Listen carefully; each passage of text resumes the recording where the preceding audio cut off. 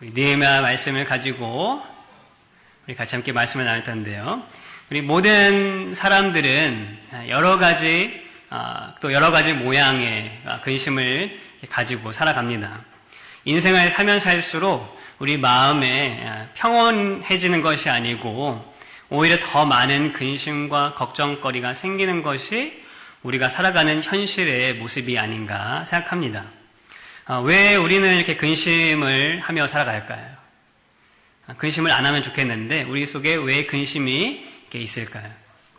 근심의 근본적인 이유는 아마도 내가 근심하고 걱정하는 그 문제를 해결할 수 있는 힘이 없기 때문이라고 생각합니다. 가정의 문제든지 아니면 물질의 문제든지 건강의 문제든지 자녀의 문제든지 어떠한 문제가 오든지 간에 그 문제를 해결할 수 있는 힘이 내게 없다고 생각하면 우리는 근심하고 걱정하게 됩니다. 반대로 어떤 문제든 우리가 다 해결할 수 있는 힘이 나에게 있으면 사실 그 문제가 오더라도 나에게는 큰 근심거리가 되지 않습니다. 지금 중국을 비롯해서 특별히 우리나라에 이렇게 코로나 바이러스로 인해서 많은 사람들이 근심하고 불안에 떨고 있습니다. 이 한국 뉴스를 보면 뉴스 내용의 절반이 이 코로나 바이러스에 대한 이야기들이 나옵니다. 왜 전 세계가 이렇게 눈에도 보이지 않는 이 작은 바이러스 때문에 근심하고 걱정하고 이렇게 불안에 떨고 있을까요? 그것은 우리가 그 문제를 해결할 힘이 아직 없기 때문입니다. 이 신종 바이러스는 이 돌연변이도 심하고 이렇게 분석을 하는데도 오래 걸려서 이 치료제를 바로 개발을 할 수가 없습니다. 급속히 퍼져나가고 많은 생명이 죽어가고 있지만 그 바이러스를 퇴치할 힘이 우리에게 당장 없기 때문에 사람들은 근심하고 두려움에 떨고 있는 것입니다. 이 세상의 힘은 일반적으로 무엇입니까? 세상이 말하는 힘? 그것은 많이 가진 것입니다.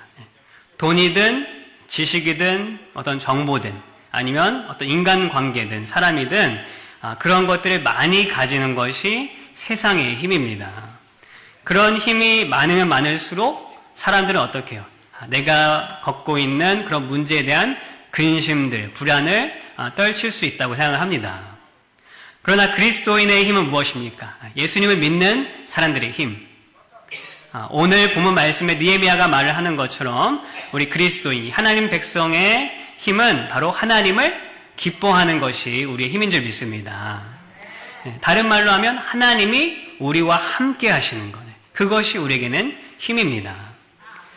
예수 그리스도를 믿는 자들에게 하나님이 어떻게 함께 하시는가? 바로 성령, 우리 가운데 계시는 성령을 통해서 하나님이 우리와 함께 하시는구나라는 증거를 보여주십니다. 그런데 눈에 보이는 증거가 있습니다. 그것은 무엇입니까? 바로 우리가 교회에 올 때마다 들고 오는 바로 하나님의 말씀, 이 성경이 우리 눈에 보이는 하나님이 우리와 함께 하신다는 증거입니다. 즉 성경이 하나님이 우리와 함께 하시고 또 우리의 힘이라는 말씀입니다. 그러므로 우리는 나의 삶에 참된 힘이 되고 또 내 삶의 문제와 근심을 이겨낼 수 있는 이 힘이 되는 이 성경 말씀, 하나님 말씀을 붙잡는 것이 우리 그리스도의 삶의 가장 기본이고 또 중요한 일임을 믿을 수 있길 바랍니다. 그러면 하나님 말씀이 어떻게 우리에게 힘이 되는가? 쓰여져 있는 이 글들, 어떤 분들은 이 글이 진짜 하나님의 말씀이 아니라고 믿는 사람도 있지만 이 글들이 어떻게 우리에게 힘이 되는가? 말씀이 우리를 비추게 되면 우리의 삶이 어떻게 변하는가? 우리가 오늘 본문 말씀을 통해서 살펴보고 또 오늘 본문 말씀을 보면 이스라엘 백성들은 이 말씀을 듣고 그들 가운데 큰 은혜가 임했습니다. 그들에게 임했던 은혜가 우리에게도 동일하게 임하기를 우리 주님의 이름으로 소망합니다. 먼저 우리 본문 배경의 말씀을 잠깐 나누면 이렇습니다. 우리 이스라엘 백성들이 특별히 유다 민족이 바벨론에 의해서 멸망을 당했습니다. 그리고 대부분 많은 사람들은 포로로 잡혀가서 자신들의 원래 살던 곳이 아닌 먼 타국 땅에 가서 살게 되었습니다. 이 바벨론이 멸망을 하고 또 다른 왕국은 페르시아 왕국이 이제 다스리게 될 때에 이 느헤미야라는 유대인 지도자와 이제 이스라엘 사람들이 예루살렘으로 귀환을 하게 됩니다. 근데 그들이 와서 한 일은 뭐냐면 이 무너진 이 예루살렘의 성벽을 다시 건축하는 일이었습니다. 근데 이 성벽을 건축하는 일이 쉽지가 않았어요. 이 성벽을 건축하려고 했는데 그 주위에 있던 사람들이 협박하고 또 모욕하고 또 죽음까지도 그런 위기까지도 이렇게 막 하는 것을 견뎌내고 52일 만에 이 성벽이 다 완성이 됐습니다. 그 후에 이 지도자인 이 느헤미야가 눈에 보이는 성벽도 우리가 재건을 했지만 우리 가운데 영적인 회복도 필요하다라고 해서 이 이스라엘 백성들을 다 인도한 후에 이 학사 에스라를 불러서 말씀을 듣게 됩니다. 그 장면이 바로 오늘 본문 말씀입니다. 우리로 생각하면은 부흥회를 한 거죠, 부흥회. 사람들이 다 모여가지고 하나님의 말씀을 같이 듣는 그런 모습이 나와 있습니다. 이 이스라엘 백성들은 바로 이 하나님의 율법을 듣고 마음의 감동과 은혜를 받고 또 삶의 변화를 가져오게 되는 그런 놀라운 영적 개혁이 오늘 이 본문 말씀 이 8장에 기록되고 있습니다. 특별히 이 8장에서 이스라엘 백성들이 말씀을 듣는 모습이 이렇게 자세하게 기록이 되어 있는데 이 본문을 쭉 읽으면서 제게 든 생각이 나에게도 이 이스라엘에게 주었던 그 하나님의 귀한 은혜, 말씀을 통한 은혜가 나에게도 있으면 좋겠다. 또 우리 성도님들 가운데도 이 말씀의 은혜가 넘쳤으면 좋겠다라는 생각을 하게 되었습니다. 어떻게 이스라엘 백성들이 이 하나님의 말씀을 자신들의 힘으로 삼았는가? 우리 세 가지를 통해서 오늘 이 시간 그 은혜를 함께 나누기를 원합니다. 첫 번째는 뭐냐면 하나님의 말씀을 사모하고 즐거워하는 것. 그것이 우리의 힘이 되는 것입니다. 두 번째는 하나님의 말씀을 깨닫는 것, 이해하는 것이 우리의 힘이 됩니다. 마지막으로는 말씀을 행하는 것, 그것이 우리의 힘이 된다라는 이 세 가지를 가지고 우리 같이 함께 말씀을 나누기를 원합니다. 첫 번째, 우리 하나님의 말씀을 사모하고 즐거워하는 것, 그것이 우리의 힘이다. 우리 오늘 본문에 나오는 이스라엘 백성들은 이 하나님의 말씀을 사모했습니다. 이 사모한 나머지 그 말씀을 듣고자 하는 이 간절한 마음이 그들 가운데 있었습니다. 이 본문 8장 1절에 이렇게 기록이 되어 있습니다. 8장 1절을 보시면 이스라엘 자손이 자기들의 성읍에 거주하였더니 일곱째 달에 이르러 모든 백성이 일제히 수문 앞 광장에 모여 학사 이스라엘에게 여호와께서 이스라엘에게 명령하신 모세의 율법책을 가져오기를 청하매. 지금 누가 이 율법책, 이 하나님의 말씀을 가져오라고 요청하고 있습니까? 말씀을 낭독하는 에스라가 아니고 이 광장에 모인 이스라엘 백성들이 스스로 요청을 하고 있는 거예요. 보통 우리가 생각할 때 우리 성도님들, 보통 목사님들이나 목회자들이 우리 성도들에게 성경을 읽고 우리 성경을 공부합시다 라고 이렇게 얘기를 합니까? 아니면 반대로 성도들이 목사님 우리 제발 좀 성경 좀 공부합시다 이렇게 요구를 합니까? 어떤 때는 그런 경우도 있지만 대부분 목회자들이 먼저, 목사님들이, 교사들이 먼저 이렇게 요구를 하죠. 그런데 오늘 본문의 이스라엘 백성들은 이 자신들이 에스라에게 하나님의 말씀을 가져와 달라. 제발 좀 우리에게 하나님의 말씀을 들려달라라고 이렇게 조르고 있습니다. 이들에게는 하나님의 말씀에 대한 이 갈급함과 사모함이 있었던 것입니다. 얼마나 이들이 하나님의 말씀을 사모했는가 하면 우리 3절에 보시면 이 말씀을 들은 시간이 나옵니다. 언제부터 언제까지 들었는가? 새벽부터 정오까지. 아침 해가 뜰 때부터 해가 중천에 뜰 때까지 적어도 6시간 정도의 시간 동안에 이 하나님 말씀만 계속 들었다는 거예요.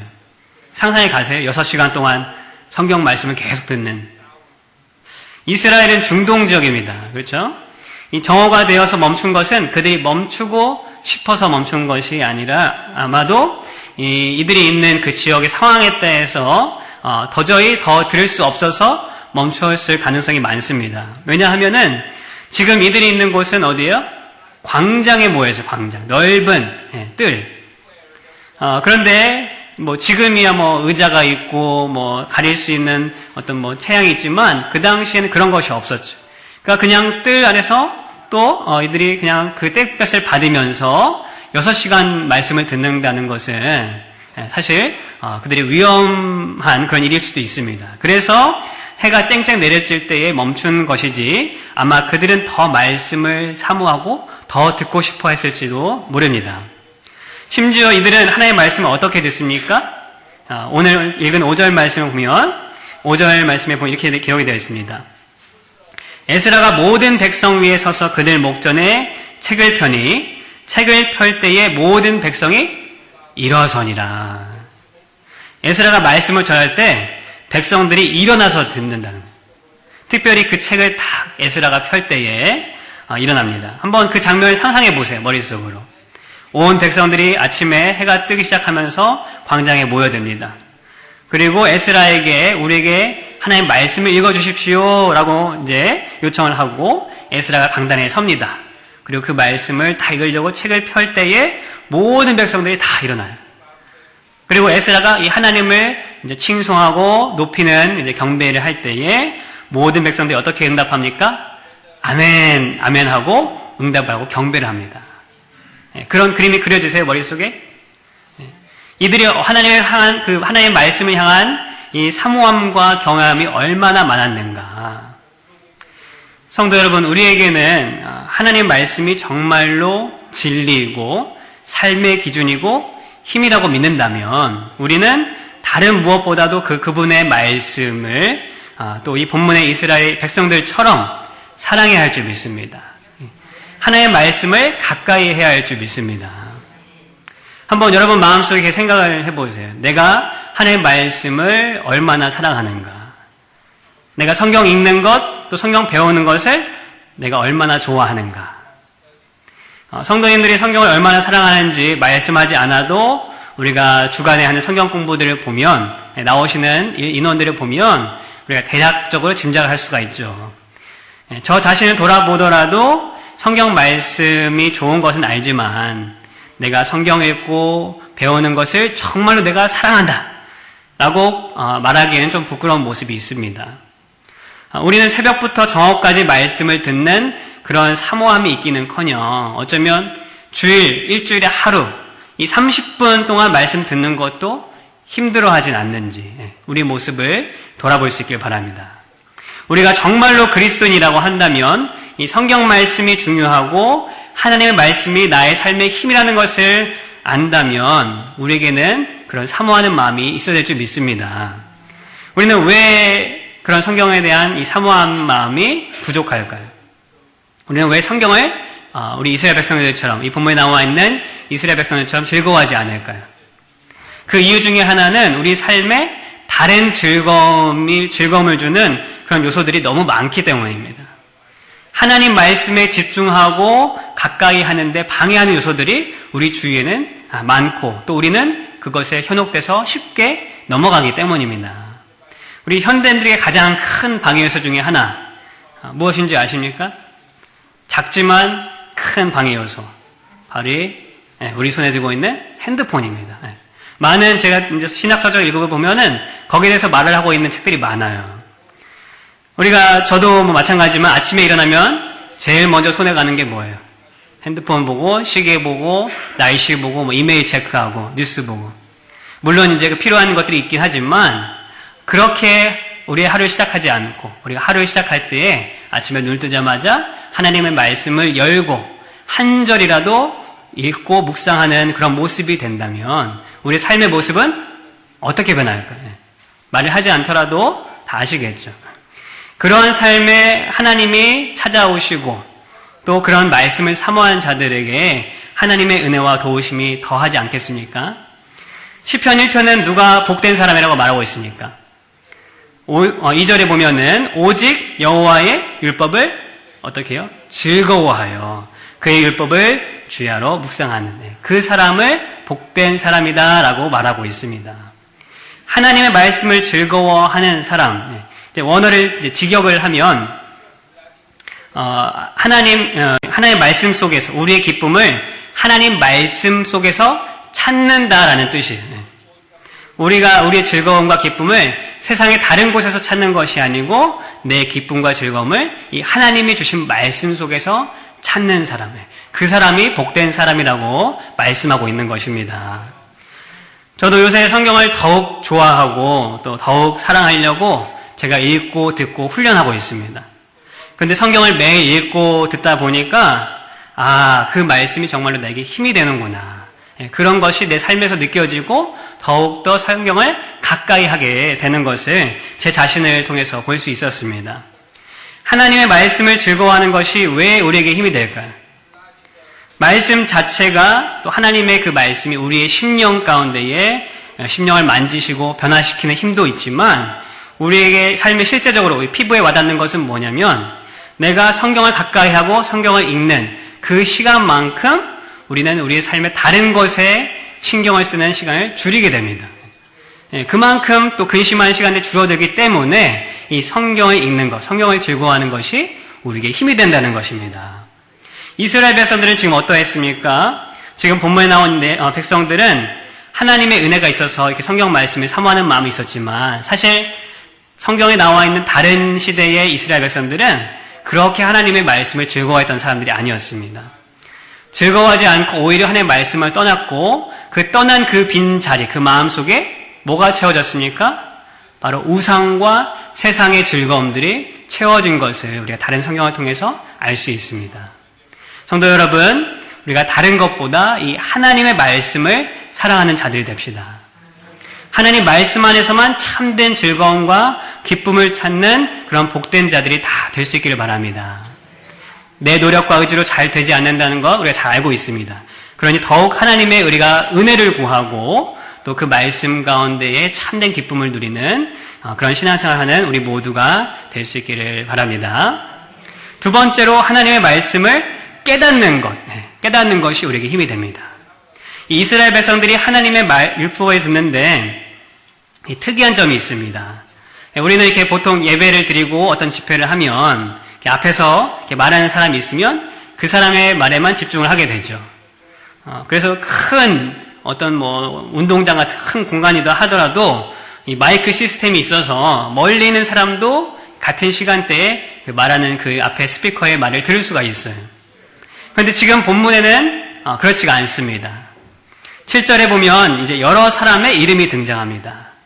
이름 알지도 못하는 우리 사람의 이름들이 쭉 등장을 하는데 이 이름들은 누구냐 하면 바로 레위 사람들이었어요.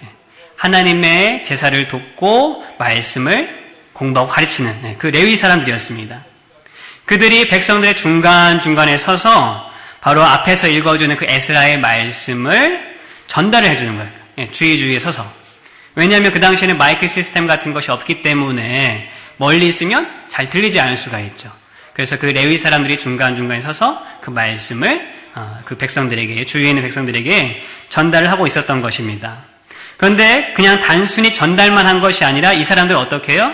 백성들에게 그 말씀을 해석해서 깨닫도록 도와주고 있습니다.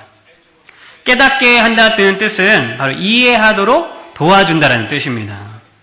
이 하나님의 말씀을 우리가 창세기부터 요한계시록을 쭉 읽으면 어리석은 자도, 많이 배우지 못한 사람도 그 말씀을 쭉 읽으면 구원이 무엇인가에 대해서 알 수 있는 그 하나님의 말씀의 보편성이 있습니다. 그러나 성경 말씀의 여러 가지 깊은 뜻과 또 그 의미를 쉽게 이해하기 어려운 내용들도 성경에는 많이 있습니다. 그렇기 때문에 우리는 이 성경을 어떻게 해야 돼요? 배워야 하고 또 그 이해를 돕는 그런 여러 가지 도움들이 필요합니다. 이해하지 못하고 읽는 것은 우리에게 참된 힘이 되지 못할 수가 있습니다. 우리가 학교 공부를 할 때 보면 이 선생님들이 특별히 한국에는 무조건 막 외우라고 하는 그런 것들이 있어요. 특별히 역사 수업 같은 경우 연대기로 나오고 사람 이름 나오고 그런 거를 그냥 무조건 막 외우게 시킵니다. 근데 그걸 아무리 달달달 외운다고 해도 물론 시험은 좀 잘 볼 수 있을지 모르겠지만 살아가는데 인생 살아가는데 힘이 되지 못합니다. 그런데 그 역사를 잘 이해해서 역사 속에서 깨달을 점이 무엇인지 또 우리가 버려야 될 것이 무엇인지를 우리가 잘 이해를 하면 살아가는데 도움이 될 수가 있습니다. 성경 말씀도 마찬가지입니다. 그냥 성경을 읽어나가는 수준에서 깨닫는 수준이 되면 그 말씀이 우리 삶에 힘이 되는 점이 있습니다. 특별히 우리가 성경을 읽으면 무엇을 깨닫게 될까요? 성경을 읽어보시면 무엇을 깨닫게 되던가요? 어떻게 하면 돈을 잘 벌 수 있을까? 어떻게 하면 우리가 건강하게 오래 살 수 있을까? 어떻게 하면 노아처럼 아브라함처럼 오래 복되게 살 수 있을까? 물론 그런 것들이 있을 수도 있겠지만 하나님의 말씀을 통해 우리가 깨닫는 것은 진리입니다. 진리. 그것을 여러 가지로 설명할 수 있는데 크게 세 가지로 볼 수가 있어요. 첫 번째는 이 하나님에 대해서, 하나님이 누구신가에 대해서 우리는 깨달을 수가 있습니다. 두 번째는 이 나라는 존재, 인간이 어떤 존재인가에 대해서 깨달을 수가 있습니다. 세 번째는 그 하나님과 나의 관계, 즉 구원을 깨달을 수가 있습니다. 예를 들어서 우리가 창세기 1장부터 3장을 보시면 이 창조주 하나님을 우리가 알 수 있어요. 그리고 인간이 어떠한 존재인가, 인간은 하나님부터 지어진 피조물이고 또 죄로 인해, 타락으로 인해서 죄인이 되고 죽음에 이를 수밖에 없는 존재가 되었다라는 것을 우리는 깨닫게 되죠.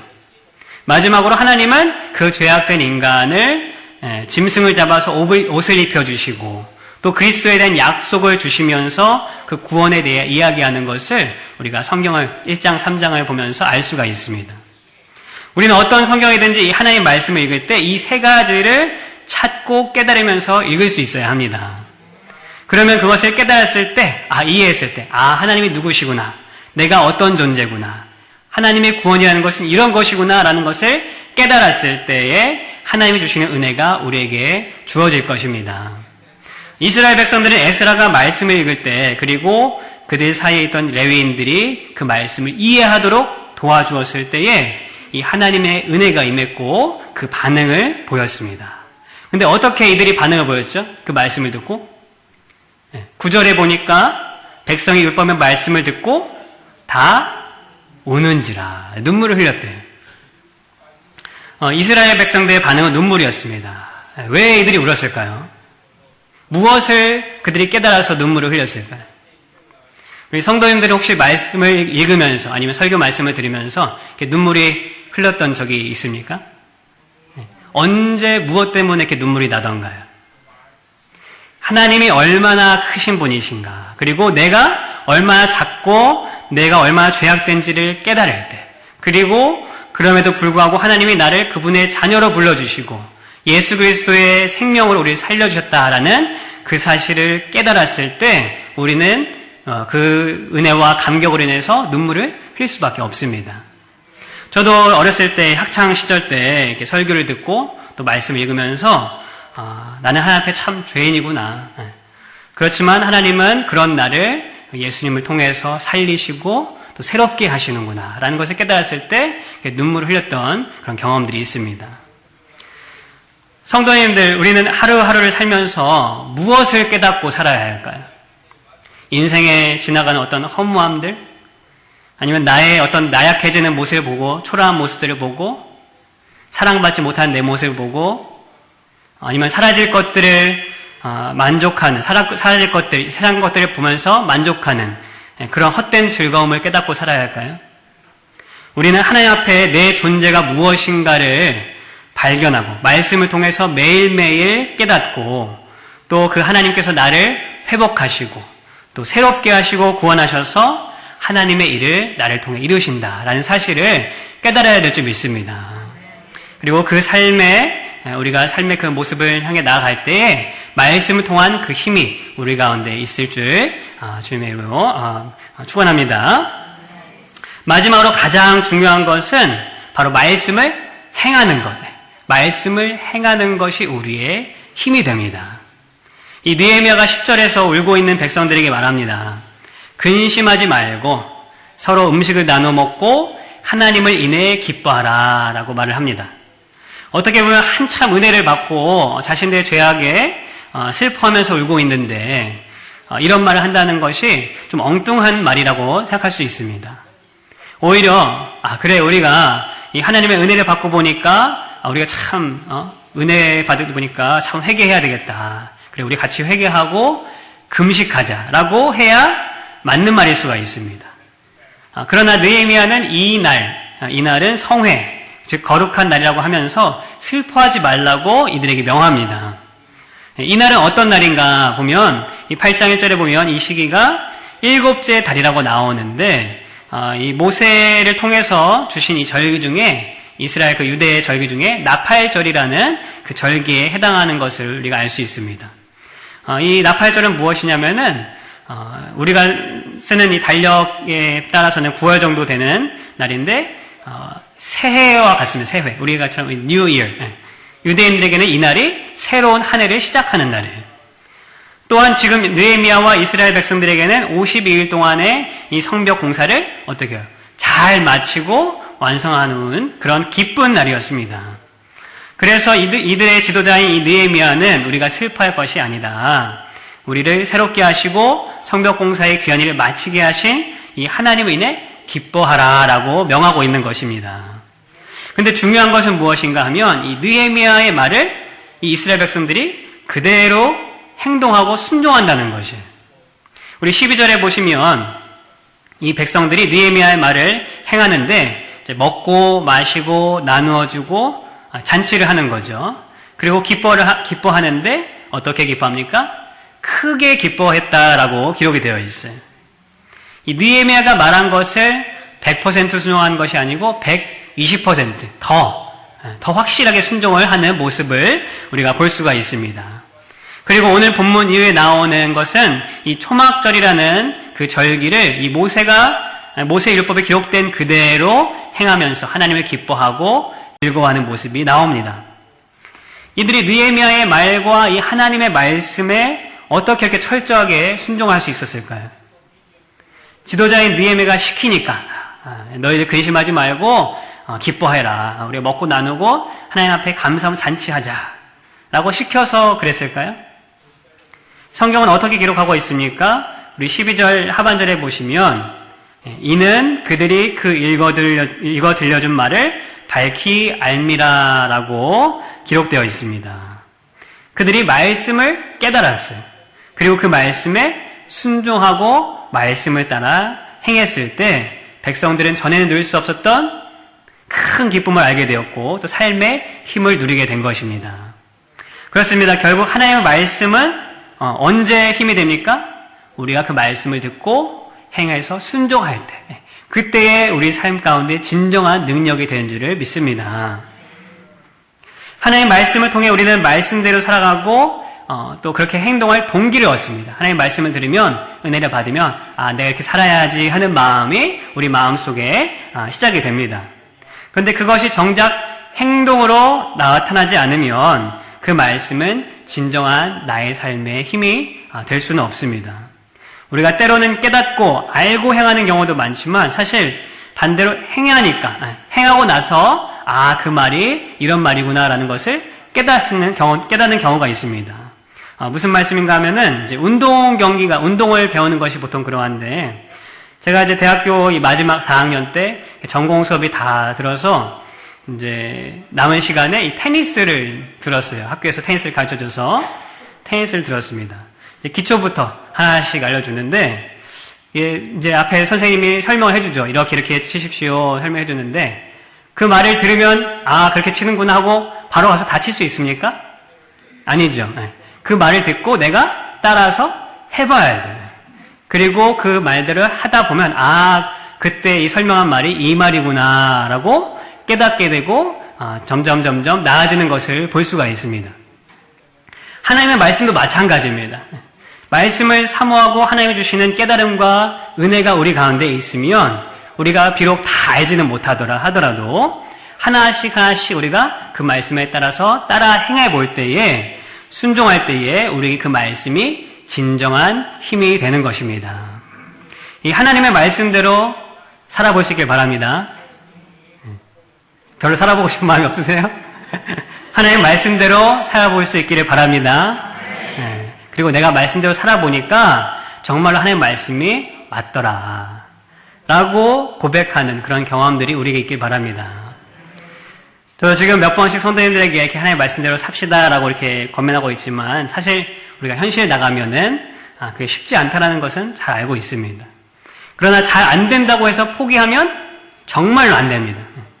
우리가 왜 죄에 넘어지고 하나님의 말씀에 순종하는 삶을 잘 살지 못하는가? 어떤 목사님은 그 방법을 이렇게 말을 합니다. 우리가 작은 승리 혹은 어떤 작은 성취를 경험해보지 못했기 때문이다. 아니면 경험했더라도 금방 잊어버리기 때문이다. 무슨 말씀인가 하면 우리 말씀대로 삽시다 라고 이제 들어서 가서 이제 살기 위해서 나는 이 말씀대로 살기 위해서 평생 거짓말을 하지 않겠다. 아니면은 평생 남을 욕하는 말을 하지 않겠다. 라는 그런 막연한 목표를 세우면 우리가 그 말씀을 정말로 실천하기라는 것은 쉽지가 않습니다. 그렇지만 작은 일, 아주 작은 일들, 내가 할 수 있는 조그만 일들을 세우고 또 성취를 하면 그에 따른 자신감이 생기고 하나하나 더 큰 일들을 해나갈 수 있다는 것입니다. 예를 들면 우리가 말씀을 지금 나누고 있는데 이 성경을 읽을 목표가 일주일에 내가 20장이다. 20장이라고 한다면 오늘 한 장만 읽어보자. 한 장만. 그것도 힘들다. 그러면 일단 성경이라도 펴보자. 그런 마음을 가지고 시작을 하는 겁니다. 그렇게 되면 한 장을 읽은 그 자신감이 2장을 읽게 하고 2장을 읽은 자신감이 3장을 읽게 하는 것입니다. 양은 적고 보이는 것은 작아도 순종은 똑같은 순종입니다. 이 하나님 말씀을 읽고 은혜를 주시는 그 주시는 은혜가 우리 마음 가운데 있습니까? 없으세요? 오늘 말씀을 듣고 또 아니면 다른 시간에 내게 주신 은혜가 있을 줄 믿습니다. 그 은혜가 있을 때에 내가 작은 것부터 작은 목표를 세워서 순종하고 이루어보고 그 기쁨으로 인해서 이게 바로 하나님의 말씀을 따라 사는 삶의 기쁨이구나. 그런 기쁨을 누릴 수 있는 우리 모두가 될 수 있기를 바랍니다. 그리고 그 작은 순종들이 모이고 모여서 죽음까지도 내어놓고 복음을 전하는 그런 순교자들의 그런 순종과 같은 그런 믿음이, 그런 힘이 우리 가운데 있기를 주님의 이름으로 소망합니다. 우리 말씀을 맺겠습니다. 우리 삶에는 늘 근심이 찾아옵니다. 하나 해결했다고 해서 그게 끝이 나는 것이 아니고 또 다른 근심들이 우리 속에서 생깁니다. 하나님은 이러한 근심들 속에서 우리에게 무엇을 말씀하고 계실까요? 그것은 이런저런 방법으로, 세상의 힘으로 우리의 근심을 해결하는 것이 아니라, 해결되는 것이 아니라 결국 하나님의 백성은 하나님이 힘이 될 때에, 그때에 승리할 수 있다는 것을 가르쳐주고 있는 것이 아닐까요? 그리고 그 하나님은 오늘 우리와 말씀으로, 우리 성경 말씀으로 함께 하신다는 것, 또 그 힘을 이 성경을 통해서 매일매일, 매 순간순간 우리에게 주시고자 원하는 그런 사실을 우리가 깨달을 수 있길 바랍니다. 이제 우리는 어떻게 해야 됩니까? 우리는 그 하나님께 응답함으로 그 말씀을 열고 또 그 말씀이 나를 비추게 해서 그 말씀을 즐거워하고 그 말씀을 깨닫고 말씀을 행함으로 우리 삶에 참된 힘을 누릴 수 있는 우리 모두가 될 수 있기를 바랍니다. 넘어져도 괜찮습니다. 실패해도 괜찮습니다. 말씀을 다시 피면 됩니다. 그리고 그 말씀이 나를 비추게 하십시오. 그러면 하나님이 예비하신 은혜가 우리를 덮을 줄 믿습니다.